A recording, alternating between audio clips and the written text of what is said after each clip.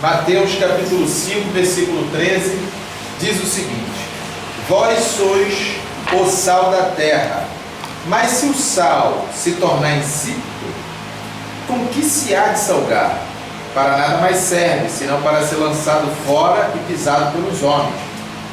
Vós sois a luz do mundo. Não se pode esconder uma cidade edificada sobre um monte, nem se acende uma lâmpada e se coloca debaixo de uma vasilha, mas no candelabro, e ilumina a todos os que estão na casa. Assim resplandeça a vossa luz diante dos homens, para que vejam as vossas boas obras e glorifiquem a vosso Pai que está nos céus. Queridos, nós temos aqui mais uma vez, falando na segunda pessoa do plural, como nós encontramos no versículo 10 e versículo 11, onde apresenta aqui o verso 10, diz assim: bem-aventurado que sofre perseguição por causa da justiça, porque deles é o reino de Deus. O verso 11, no caso: bem-aventurados sois vós, quando vos injuriarem e perseguirem.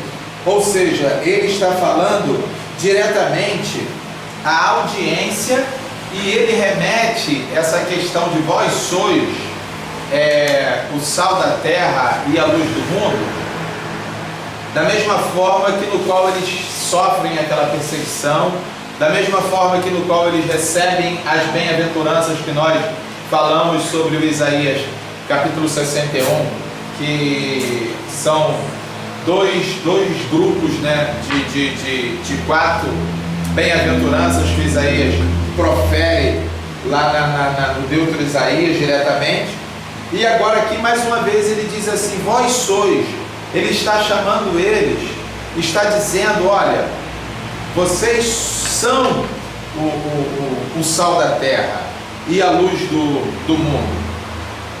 E ele pega e coloca assim, algo tão interessante, porque o sal naquele tempo, hoje já é um pouco diferente, porque a coisa evoluiu de uma maneira assim muito tremenda em relação a 2000 anos atrás. Mas naquele tempo, e não somente até 2000 anos atrás, até hoje se utiliza muito sal para o que eu vou dizer, para conservar as coisas. E o sal era uma estrutura básica de alimentação, de conservação, de sustentabilidade.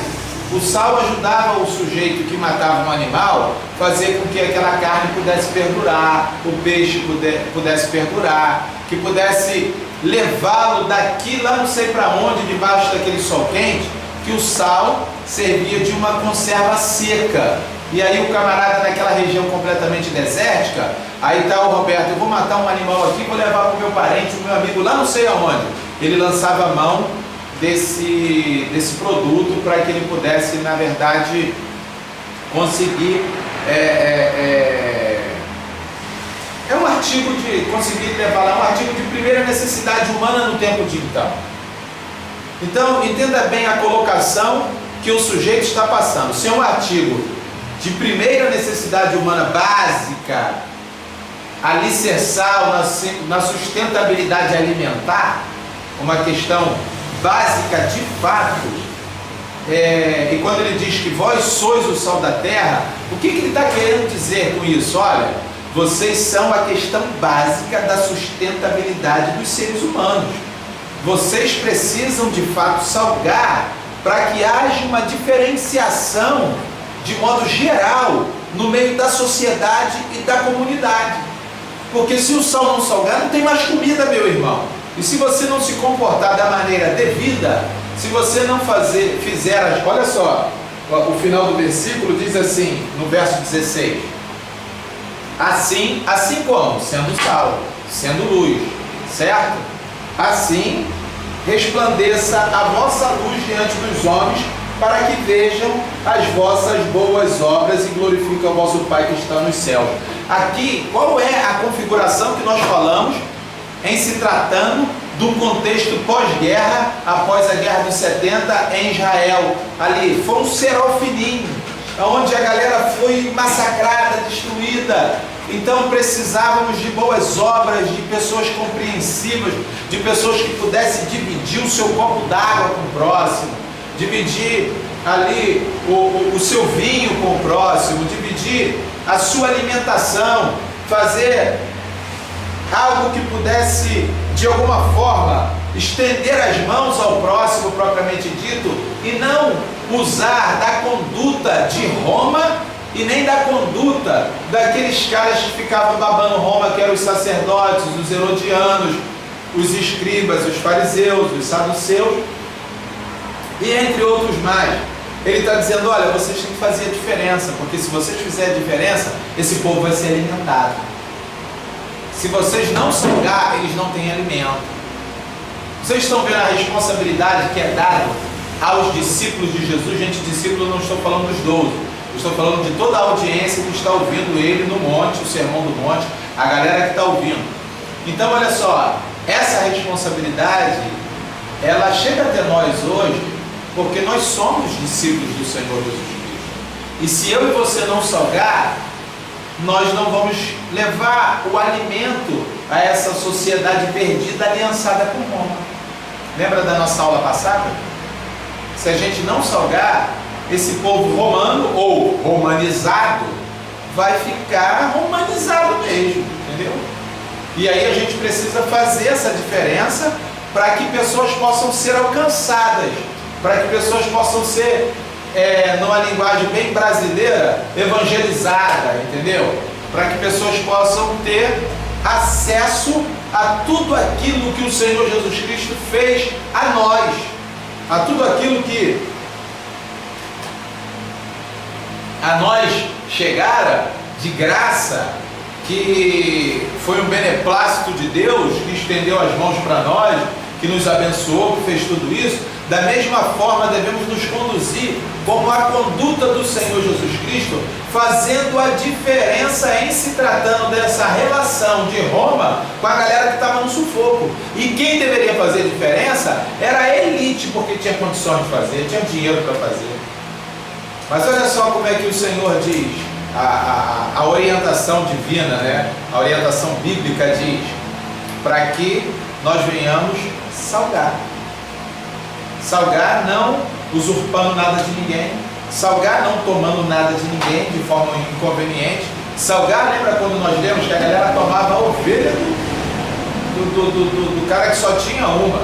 A galera tomava conta de rebanhos que não era dele, extrapolavam-se os limites, entendeu? Para a gente salgar e não fazer isso, para a gente ter fome e sede de justiça, entendeu? E praticar a justiça, para a gente ter coração limpo mesmo, e mãos puras, para a gente ser, na verdade, o diferencial. Todas essas 4 bem-aventuranças que estão ali profetizadas, tanto no primeiro bloco quanto no segundo bloco, que dá um total de 8 do Isaías 61, como o que nós lemos na aula passada, assim é que se salga, entendeu? A aula passada, lembra? As 8 bem-aventuranças? Conduzindo-se daquela forma, você salga. Se você não conduzisse desta forma, você não salga. Não serve para nada. E mais, serve para quê? Para ser lançado fora, pisoteado pelos homens. Entendeu? Serve para jogar fora e ser pisoteado pelos homens. Então, meu irmão, nós devemos entender a colocação, a parábola que é feito em forma completamente ilustrativa, comparativa, e uma comparação fantástica, porque é um alimento básico de sustentabilidade para toda a humanidade. E olha só, que pega qualquer cultura essa parada do sal, porque aqui no Brasil se come arroz com feijão, em lugares da Europa se come batata, entendeu? Em outros lugares devo nem ver arroz e feijão na reta, come outra coisa. Mas o sal serviria para qualquer cultura, para qualquer raça, para qualquer etnia. Está sempre presente, seja em qual for a cultura, o sal está sempre presente. Está sempre presente, não interessa o espaço geográfico, nação, a estirpe do sujeito. E sem contar que o sal também dá aquele tempero maneiro, comer sem uma pitadinha de sal é completamente diferente. E não é aqui no Brasil só que rola pitadinha de sal para temperar, não, é no mundo todo. Então é um alimento básico para a sociedade, de forma geral. Então isso aí abrange tudo para que eu e você pudéssemos salgar. E salgando, quem salga é o sujeito que pratica e anda nos conforme dos dois blocos de bem-aventurança. Salgando, trazemos diferença e trazemos vida para os seres humanos que estão vagando aí, sendo hostilizados, martirizados por Roma, e que outros são de fato a própria Roma, né? Então, isso aí é muito interessante, pegar e entender a passagem quando se diz: vós sois o sal da terra. E quando se diz a terra, aí eu falei todas as etnias, não é somente a Jerusalém ou a terra de Israel, é toda a terra mesmo, porque toda a terra e a sua plenitude, ela foi feita pelas mãos do Senhor. Essa terra, de um modo geral, foi Deus quem fizera, foi Deus quem estabelecera. Alguém pode ler Jó 6 para mim? André, você abre Levítico 2:13, Gabriel, Ezequiel 43:24, Ana, Jó 6:6. E nós vamos ver aí o sal vinculado a uma série de situações, para não sair atropelando aqui o sal. Vamos lá, dá uma lida aí, Jó 6:6, por favor. Come-se um manjar insípido sem sal? A clara do ovo tem algum sabor? Só até aí, manjar insípido sem sal. Só para você pegar a referência, que naquele tempo se conhecia isso muito bem, sem contar que esse livro de Jó é um livro que se data aproximadamente na época do Moisés, entendeu? E o sal rolava solto, né? Levítico, André, 2:13. Isso. E toda oferta dos teus manjares salgarás com o sal, e não deixarás faltar a tua oferta de manjares, o sal do concerto do teu Deus. Em toda a tua oferta oferecerás sal. Está vendo? Esse sal, no Ezequiel também ele aí está vinculado ao sacrifício. Pode ler? Pode. E oferecerás perante a face do Senhor, e os sacerdotes deitarão sal sobre eles, e eles oferecerão de holocausto ao Senhor. Nós temos também lá o Elias colocando sal para purificar a água.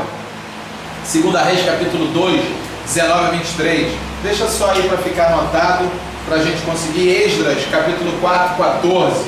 Também fala de partilhar o sal como uma coisa de lealdade, porque o sal tinha muita utilidade, como tem ainda muita utilidade.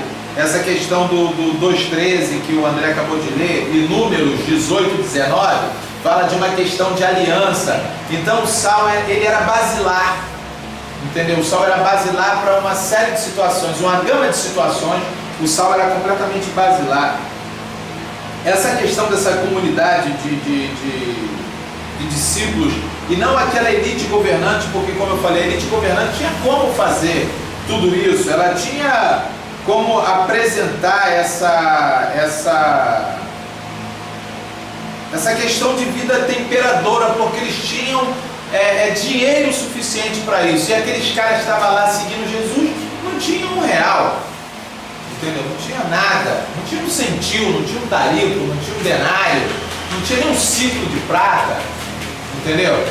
E agora a eles é dado essa responsabilidade para que pudessem, na verdade, fazer essa purificação sacrificial através do sal, porque o sal está ligado ao sacrifício, o sal está ligado à lealdade, o sal está ligado à alimentação. Então essa purificação ligado ao Levítico 13, ao número 18 que eu acabei de falar, era uma questão de sacrifício, de apresentar-se a Deus. E quando eu falo de sacrifício, eu gosto muito de jogar lá para o original da palavra, a etimologia da palavra propriamente dita. A gente sempre fala sobre isso. é uma questão de uma palavra latina, sacrum facere. Sacro é santo, facere é tornar-se. Então, quando os discípulos tinham essa incumbência de fazer algo se tornar santo, como o sal tinha ligação sacrificial, e eles seriam este sal, nesse elo sacrificial, a partilha dele, a parte que lhes cabe, seria fazer com que aquele povo perdido e maldito e virado no saci da época de então, se tornasse santo, e eles eram o sal que faria isto com aquele povo perdido de um modo geral. Cara, isso tem uma significância muito grande, porque essa incumbência é sua e minha em fazer o qualquer um que está perdido aí se tornar santo.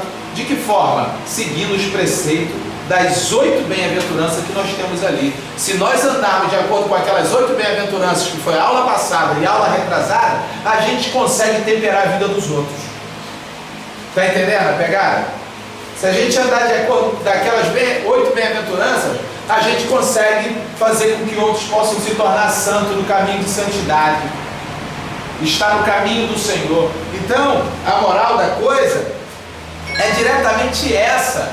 A moral da coisa é a gente entender o vínculo sacrificial que existe nessa relação, a conotação, o objetivo pelo qual ele é apresentado. Esta questão onde eu e você somos chamados de sal da terra, porque você vai fazer com que alguém se torne santo, você vai salgar a vida dos outros no sentido de temperar, de mudar, de transformar, de direcionar, de preservar, de alimentar, de nutrir, de trazer sustentabilidade. É uma gama de significados. Entende isso? É uma gama de significado, não é uma coisa simplesmente aleatória ou empobrecida como uma pitada para dar gosto, nada disso, meu irmão. É uma amplitude que abrange todas as esferas da vida. Não interessa a cultura e a etnia do sujeito, a língua que se fala, é o sal e ponto final, com todas essas significâncias. Então é aí que a gente tem que parar para entender o chamamento que mora nesta passagem, a importância que existe nessa passagem, o direcionamento que há, que intrinsecamente nos é apresentado para que possamos de fato ser o sal da terra, porque se eu não andar de acordo com os preceitos do Senhor Jesus Cristo, de nada mais serve, a não ser para ser lançado fora e pisado pelos homens. É aí que a gente tem que parar e entender o Evangelho. Porque se eu não entender o Evangelho, não presta para nada. Pegou a planta? Não tem essa galera que está perdida aí no oba-oba, aí para lá de tudo quanto é igreja? Não presta para nada. Só para ser lançado fora e ser pisado pelos homens. É aqui que está dizendo, não é palavra minha, eu não costumo falar nada de mim. Mas aqui está dizendo, se não salgar, não presta para nada. E o que é salgar? É andar de acordo com as 8 bem-aventuranças. É todo esse parâmetro e esse coroado de questões que nós estamos apresentando aqui, isso se chama salgar. Relacionado com a aula passada, isso se chama salgar. Se eu e você não estivermos salgando, nós não temos nada a ver com o Evangelho de Jesus. É isso que eu estou tentando passar. Se a gente estiver salgando, nós temos tudo a ver com o Evangelho de Jesus. Então, se eu quero o Evangelho de Jesus, eu devo salgar. Se eu não salgo, eu não tenho nada com o Evangelho. Aí é que mora a responsa. Porque esse negócio de glória a Deus, aleluia, abençoado seja, louvado, eu te adoro, bendito, venha estar em nós, habita em mim, vai embora e coisa e tal. Isso tem ligação com Salmo 1? Esse parâmetro aqui? Bem-aventurado o varão que não anda segundo o conselho dos ímpios, nem se detém no caminho dos pecadores, nem se assenta na roda dos escarnecedores, antes tem o seu prazer na lei do Senhor, e na sua lei medita de dia e de noite. Tem, pois será como uma árvore plantada junto ao ribeiro de água, cujas folhas não caem, dá o seu fruto na estação própria, tudo quanto fizer prosperará. Não são assim os ímpios, mas são como a moinha que o vento espalha, pelo que o Senhor conhece o caminho dos ímpios. Conhece o caminho dos justos, mas o caminho dos ímpios perecerá. É isso aí, tudo a ver. Então, O cara tem que estar ligado nessa onda de Jesus e de evangelho e coisa e tal, e perere pão duro. E não tem nada a ver com isso aqui. Meu irmão, ele é apenas um maluco, seguindo uma maluquice. Agora, com relação a evangelho, nada a ver. Porque evangelho é salgar, cara. Aqui, olha só para a gente ler mais uma vez, até para o ouvinte que vai acompanhar no YouTube de novo, está escrito bem assim, capítulo 5, versículo 13: Vós sois o sal da terra, mas se o sal se tornar insípido, com que há de se salgar? Para nada mais serve, senão para ser lançado fora e pisado pelos homens. Amigo, acorda se tu quer seguir a Jesus, porque senão tu só serve para ser lançado fora e pisado pelos homens. Eu gostaria muito que você salgasse. Se você não está salgando, vamos começar a salgar. Assiste a aula anterior, vê as 8 bem-aventuranças e o caminho que a nós é devido. Quando ele diz vós, ele remete no versículo 11. O versículo 11 e 12 é a conclusão de todo o capítulo 5, 1, 2, 3 até o 11, onde se apresenta as bem-aventuranças. Então nós precisamos estar ligados se a gente segue Jesus ou se a gente não segue, se a gente está enganando a nós mesmos. Porque quando você está em qualquer sorte de lugar, onde você simplesmente levanta a sua mão e diz: Senhor, eu te adoro, aleluia, beleza, tá? Isso não é pecado, legal, adoro o Senhor, show de bola. Senhor, eu te amo, Senhor, tu é tudo para mim, eu não vivo sem ti, Senhor, vem habitar em mim, tal. Mas se você não estiver aqui no Evangelho, porque o Senhor que você se refere, ele mandou Jesus, entendeu? E o Jesus orientou que se fosse assim. Ou então você não aceita o que o seu Senhor lhe diz, porque foi ele que enviou o Messias. Se você não recebe o Messias, você não recebe o Pai. E quem não recebe o Pai, não tem parte com nada, meu irmão. E só se recebe o Pai se receber o Messias. Do contrário, não tem papo, não tem amor. Então não adianta ficar em qualquer religião que seja, eu te adoro, cantando, falando, agradecendo, louvando, apresentando, seja lá o que for, e não salgar. Não adianta. Se o sal se tornar em si, está aqui, não serve para mais nada. Todo o seu esforço é vão, é isso que eu estou te dizendo. Ofertas, dízimos, jejuns, orações, pregações, leitura da palavra, santificações, procurar sei lá o que, fazer uma série de situações, pode fazer o que for, meu irmão. Se não estiver salgando, não serve. Junta tudo isso aí que eu acabei de falar e salga. Aí, ó, show de bola. Tá maneiro. Se não salgar, meu irmão, caça um jeito de salgar, ou então tu vai ser lançado fora e pisado pelos homens. Vamos prosseguir aqui. Vós sois a luz do mundo. Vamos dar uma olhadinha aqui na questão da terra também, para a gente não dar uma atropelada na terra, porque eu falei da questão da esfera geográfica, não é um espaço geográfico, mas é uma questão de um todo, porque a terra, de fato, é a esfera de ação do sal, não é isso? Vós sois o sal da terra.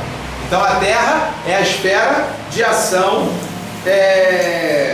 do sal propriamente dito. É o objetivo da sua missão. Então, quando nós pegamos aqui essa passagem, onde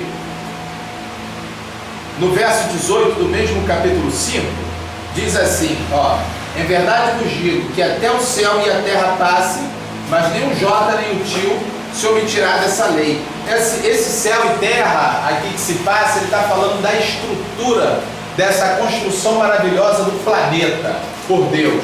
Então você vê essa relação de céu e terra. O verso 35 desse capítulo também diz assim, ó: nem pela terra, porque estrada dos seus pés.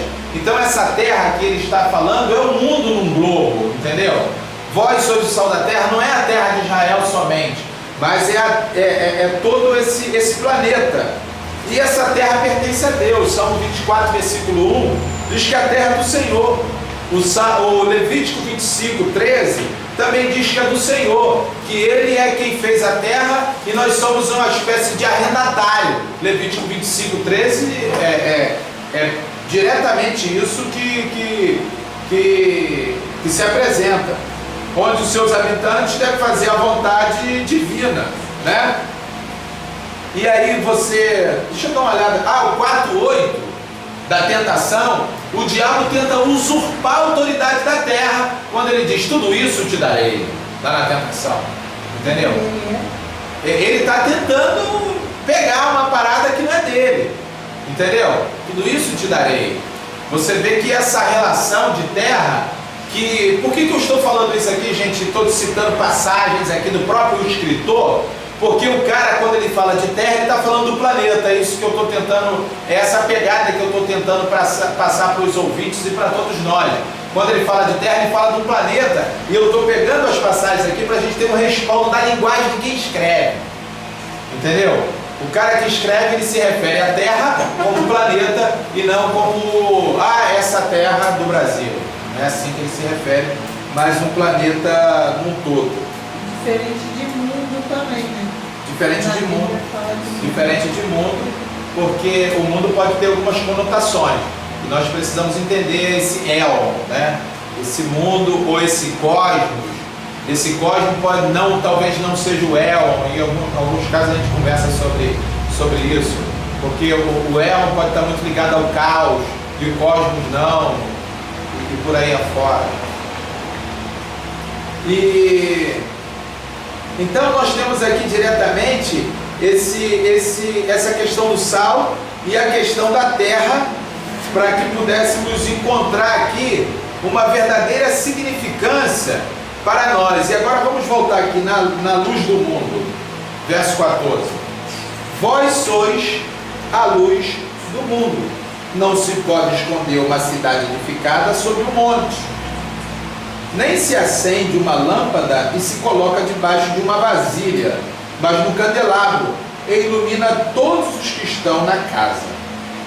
Essa questão aqui da luz, quando ele diz assim, vós sois a luz do mundo,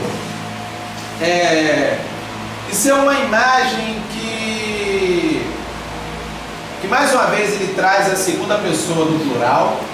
Vós sois a luz do mundo. É uma questão muito enfática que vai apresentar aqui essa missão de Jesus na escuridão da própria Galileia. Porque lembra na voz profética do Isaías, no capítulo 9, onde diz assim, ele envelheceu nos primórdios a terra de Zebulon e a terra de Naftali, mas nos últimos dias ele a enobreceu. A Galileia do Gentil, caminho do mar, o povo que andava em trevas viu a maravilhosa luz, e todos aqueles que repousavam em região de sombra de morte, resplandeceu-lhes a luz.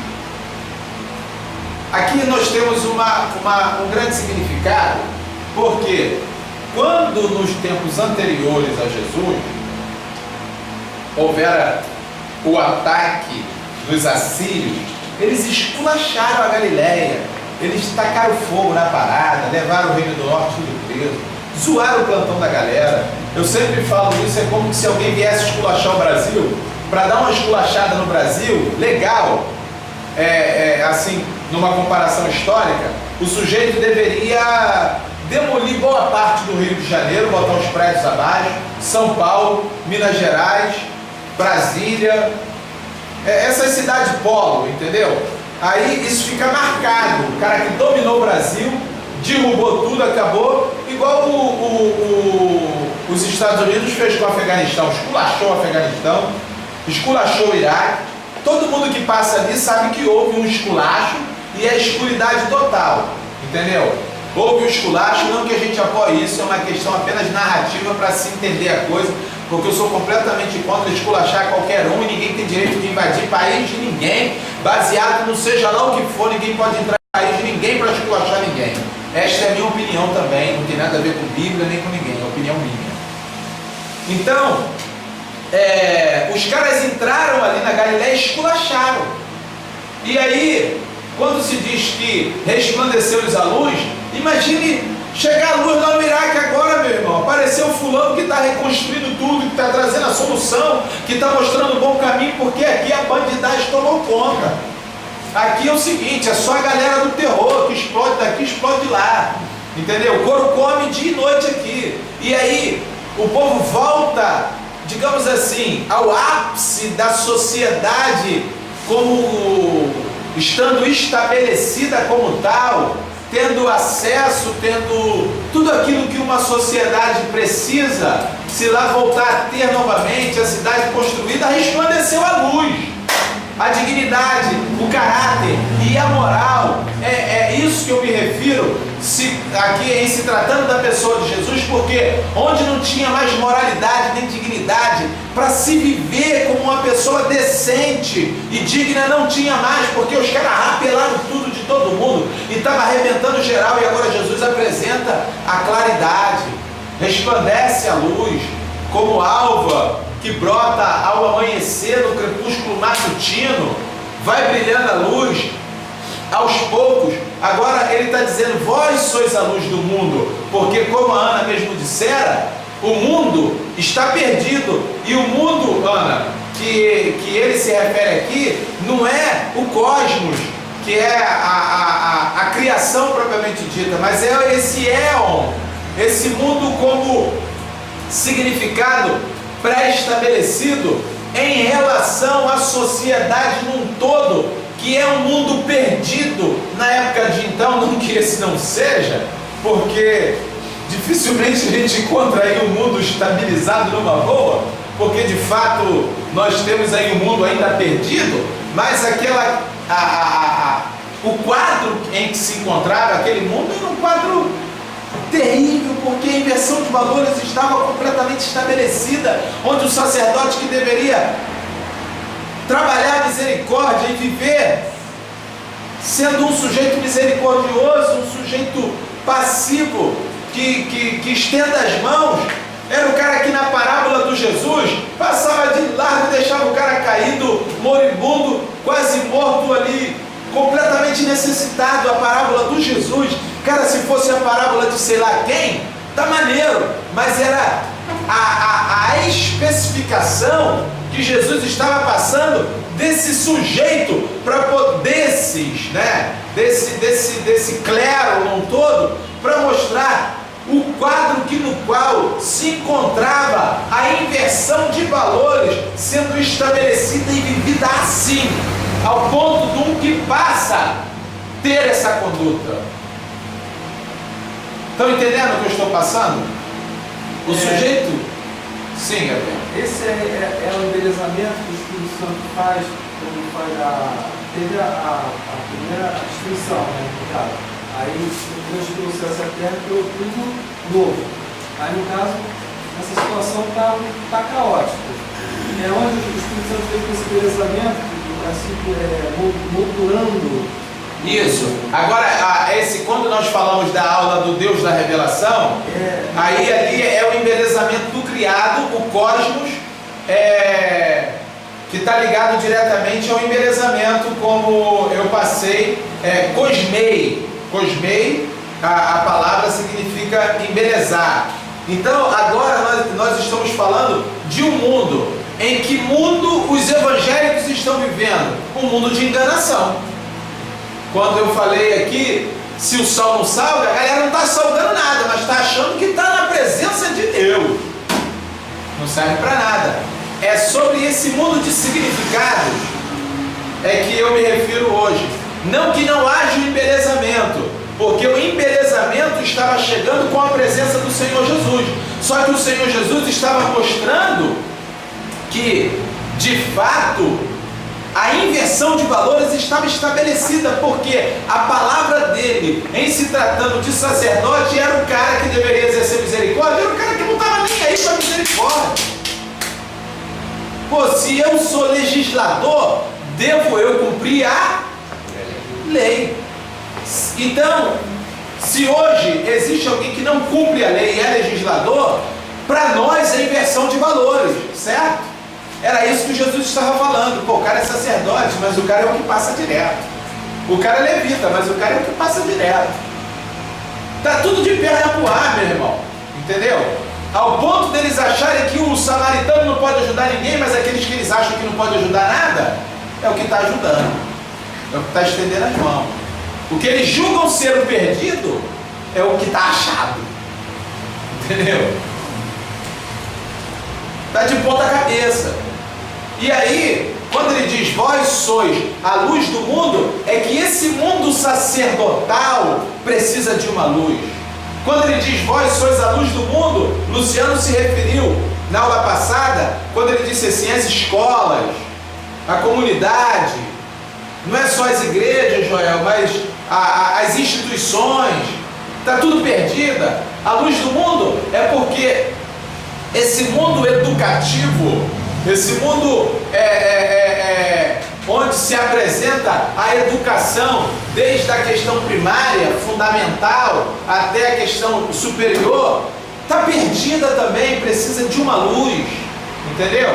O nosso mundo da segurança, dá uma olhada, nós temos um caso, não digo se ele foi condenado, se ele é o culpado ou se não é, porque ainda nem foi condenado nem julgado, mas é uma vergonha só o fato de ser preso como suspeito de assassinar uma juíza.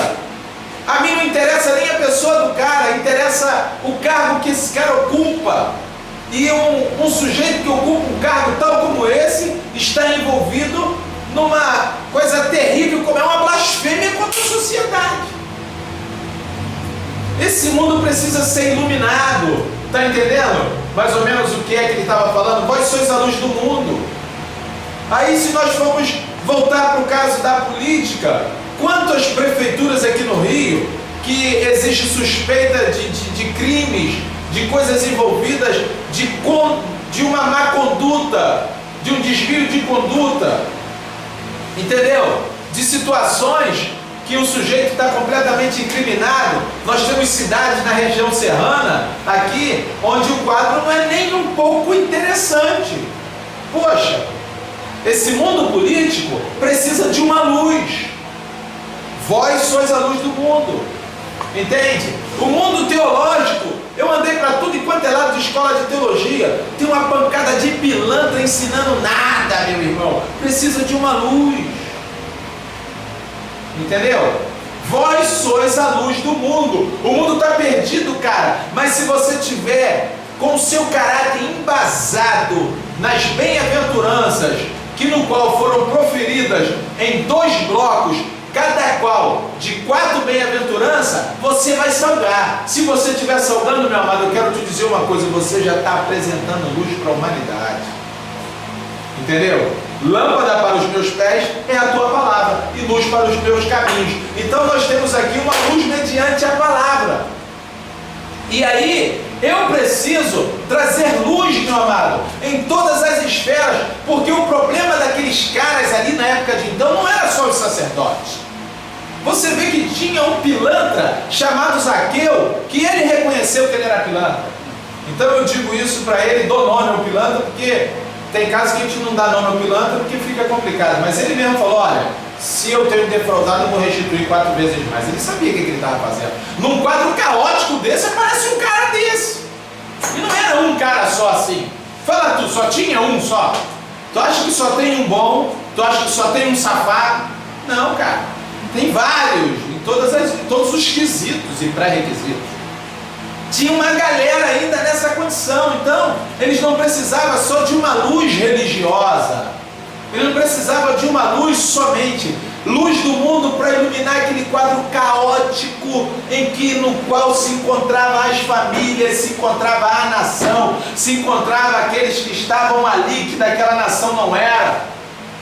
Se encontrava o mundo espiritual caótico perdido, que no qual a galera estava dando até passe para arrancar dinheiro da porta do templo. Os outros aplicando tudo enquanto é tipo de caô, que nós já conversamos nessas aulas anteriores.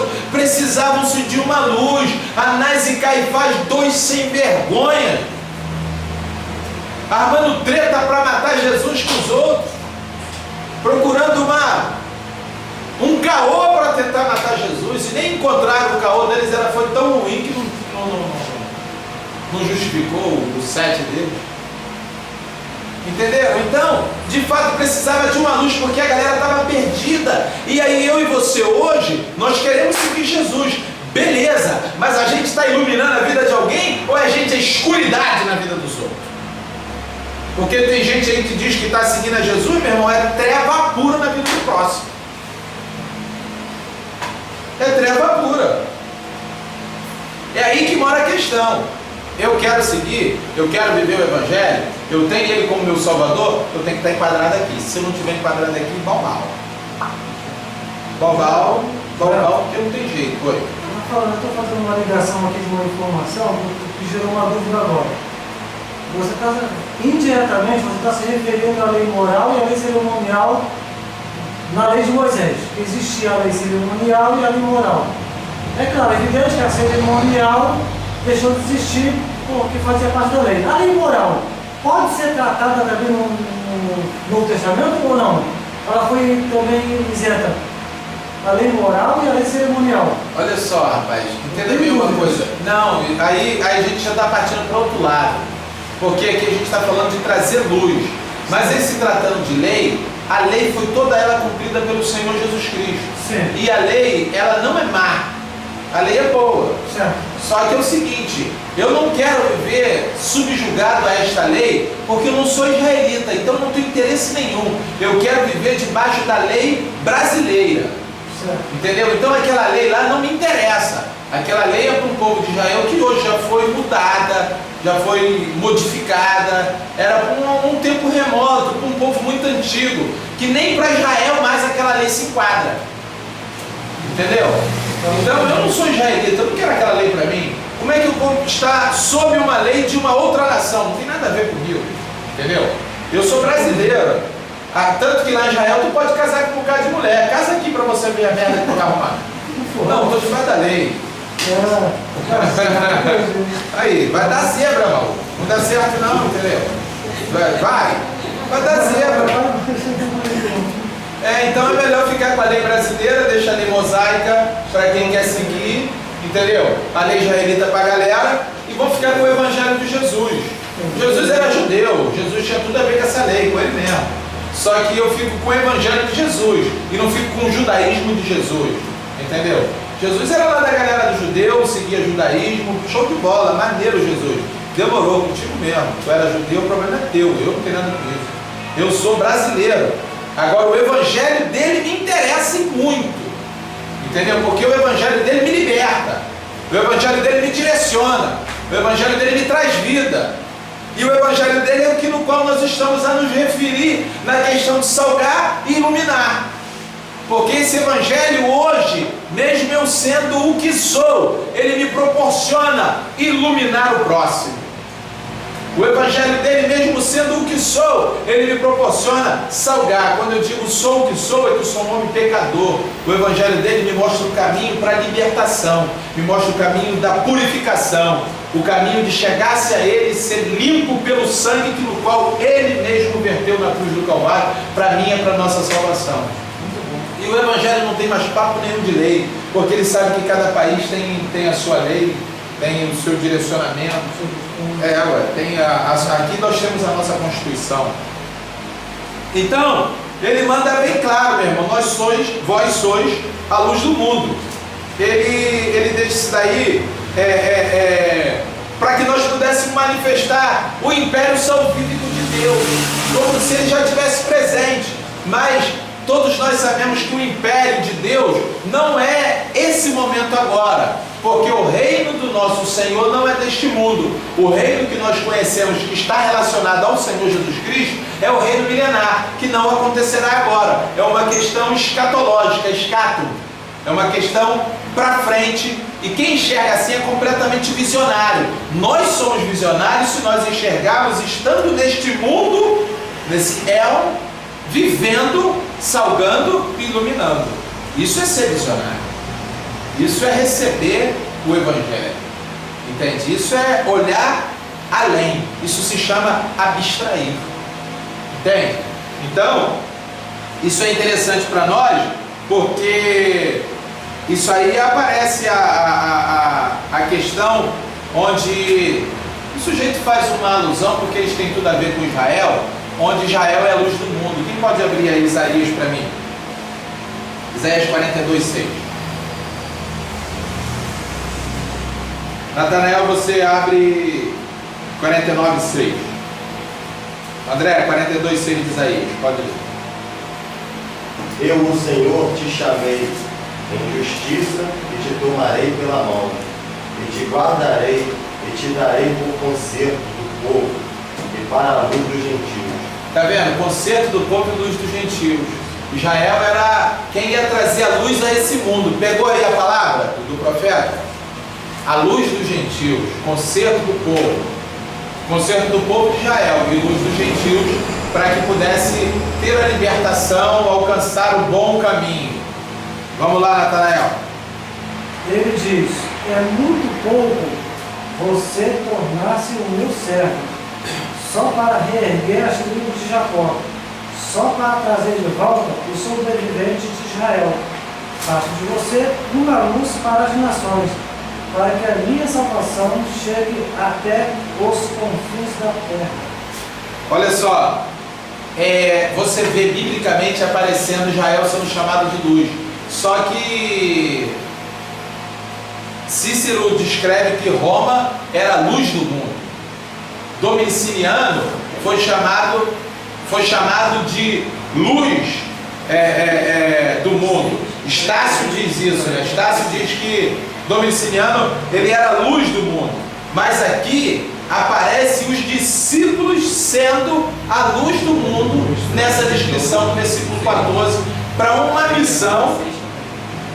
missão que foi estabelecida do mundo criado por Deus. Capítulo 2, versículo 1 de Gênesis. E aí?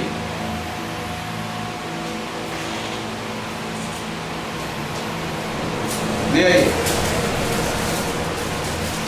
Natanael, Mateus 4:8. 2:1 de Gênesis.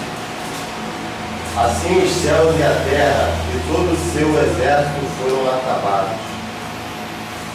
Somente isso mesmo tá bom. Mostrando que tudo foi feito por Deus. E agora os discípulos são chamados para ser a luz desse mundo.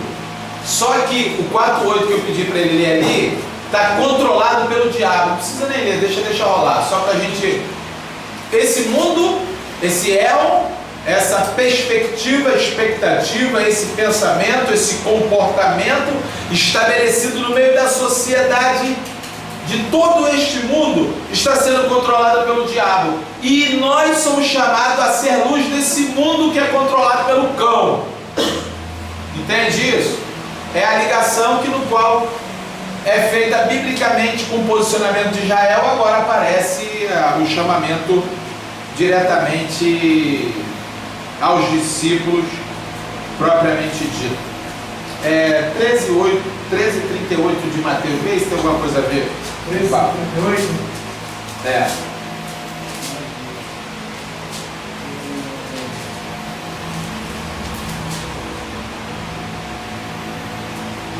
O campo é o mundo.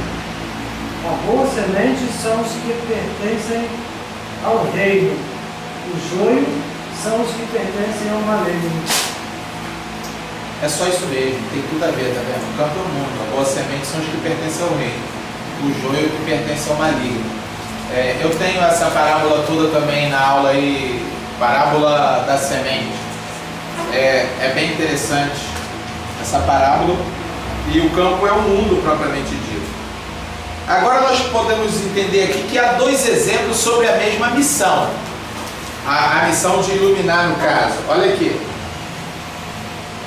Verso 15. Nem se acende uma lâmpada e se coloca debaixo de uma vasilha, mas no candelabro e ilumina todos os que estão na casa. Você vê que ele deixa bem claro essa questão. Quem pode ler Isaías 2:2? Isaías 2:2.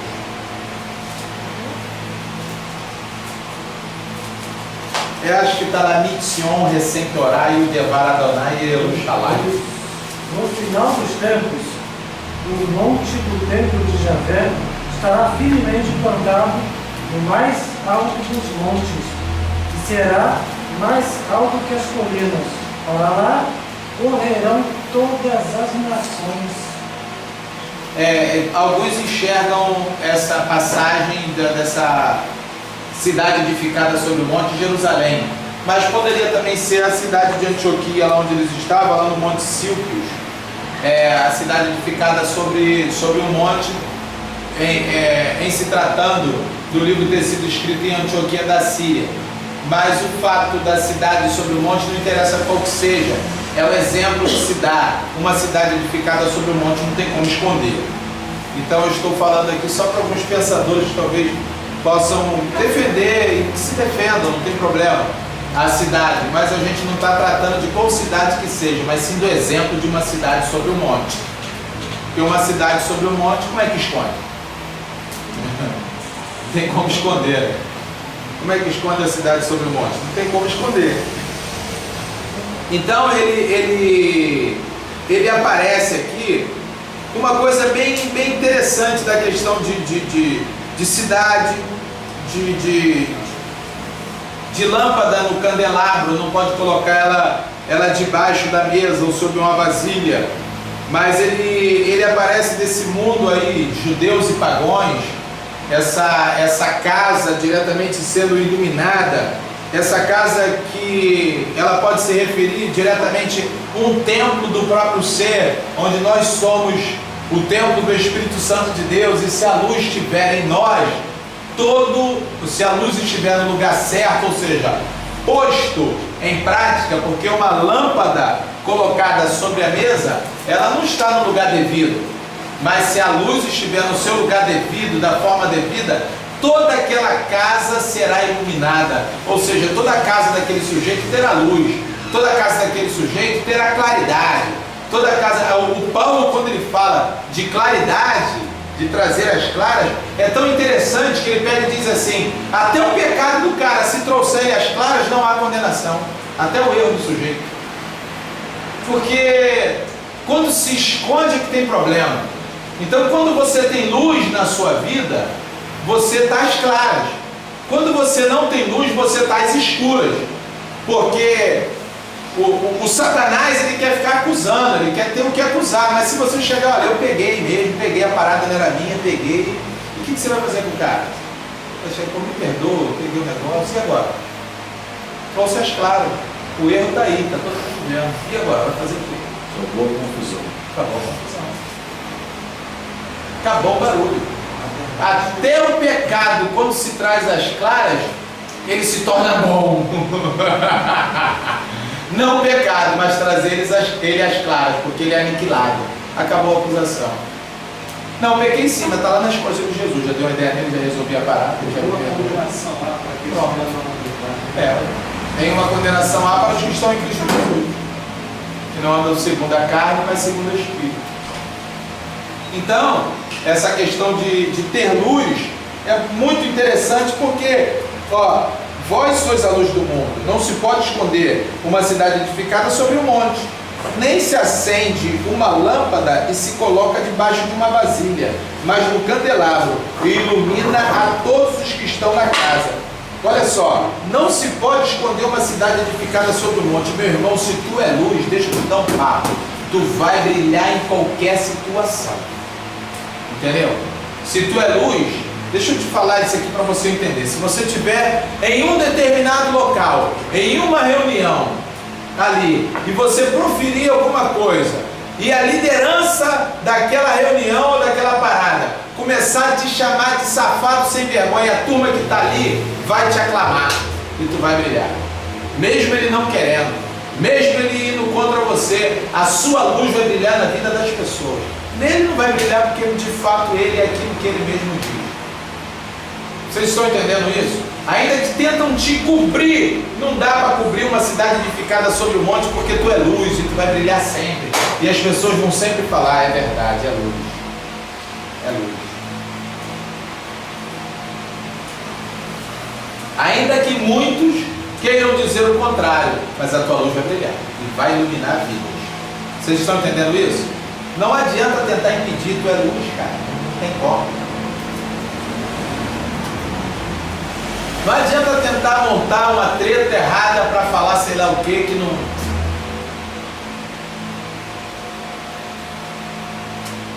Nem interessa, não dá nem confiança para esse tipo de gente.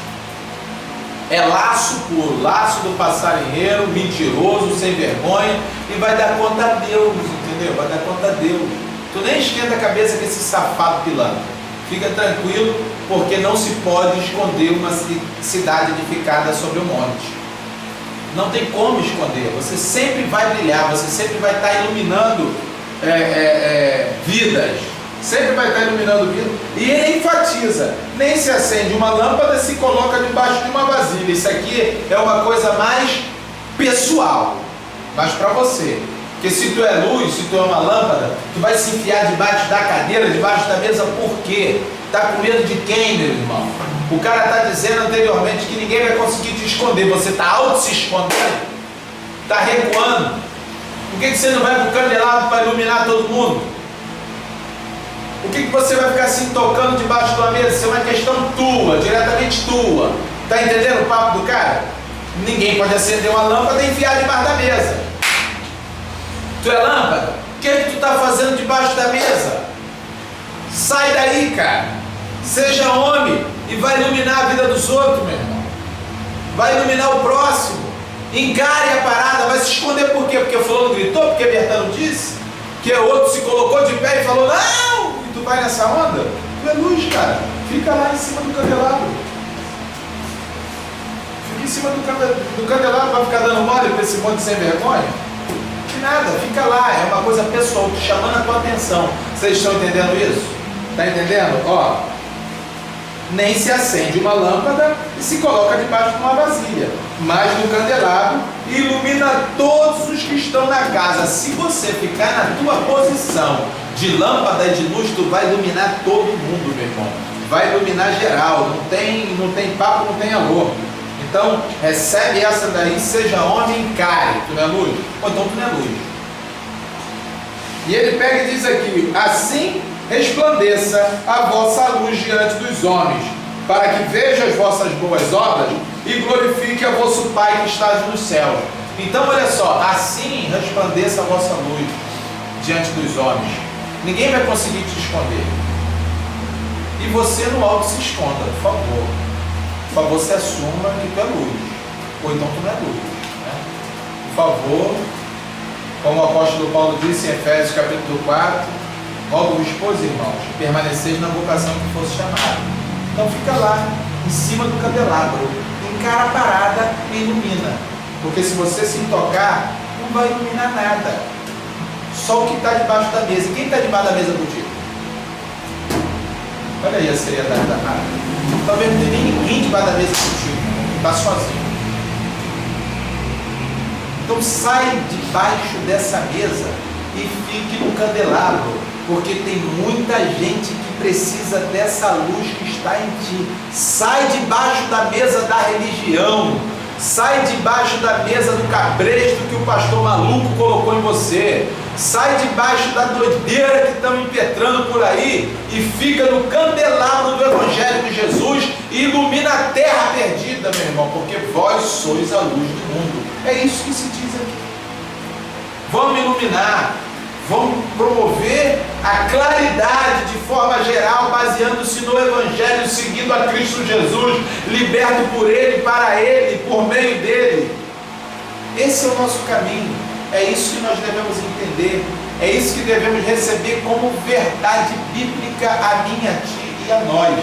E aí, meu irmão, assim resplandeça a vossa luz diante dos homens, para que vejam as vossas boas obras. E acontece o que aí? Glorifique a vosso Pai que estás no céu. Se você encarar e ficar lá no candelabro, o Pai vai ser glorificado. Pode ter certeza disso. Se você salgar, o Pai vai ser glorificado. Se você, sendo luz, não esquenta a cabeça com a galera que quer te intocar, esconder, blasfemar contra você e proferir todo mal contra vós. O verso 11 já tem resposta sobre isso. Deixa eu ler mais uma vez para você o verso 11. Bem-aventurados sois vós, quando vos injuriarem e perseguirem, e mentindo disserem todo mal contra vós por minha causa, regozijai-vos e alegrai-vos, porque grande é o vosso galardão nos céus, pois assim perseguiram os profetas que foram antes de vós, porque não pode se esconder uma cidade edificada sobre o monte. Pegou aí a interrelação de uma coisa e a outra? Estão pegando o naipe aí da parada? A questão? Entendeu? Então fica tranquilo, quando esse bando de muquirana ficar blasfemando, deixa eles blasfemar. Não fica aí contando histórias inorotas, mas se regozijam no Pai que está no céu, se regozijam porque grande é o vosso galardão, já diz o Senhor. Entendeu? Agora, em se tratando de sal, para salgar, se você não salgar, quem vai ser jogado fora vai ser você. Então fica ligado, porque tem muita gente precisando ser salgado aí, muita gente precisando desse sal. Em se tratando de luz, meu amado, você é a luz do mundo. Se a sua lâmpada está acesa, não se enfie debaixo de uma mesa, mas encare a parada do Evangelho, entendeu? Para que o Pai, através da sua vida, seja glorificado, iluminando outras vidas. O Pai precisa ser glorificado através de mim e de ti. De que maneira? Iluminando, encarando. Se alguém proferir, deixa proferir. O verso 11 e 12 já fala sobre isso. Vamos salgar, meu irmão. Essa é a minha missão, essa é a tua missão, esta é a nossa missão. Quer seguir o Evangelho? Esteja enquadrado aqui. Se você não está enquadrado aqui, você não é seguidor de Jesus e nem muito menos de Evangelho, e está indo de passos largos para o inferno, porque vai ser lançado fora e vai ser pisado, e tu não tem parte nenhuma com Deus. Pode fazer o que quiser, mas em se tratando de estar fora desse contexto aqui, meu amado, tu está fora de todo o contexto bíblico. Então, meu irmão, hoje eu fico por aqui, em nome de Jesus. Amém.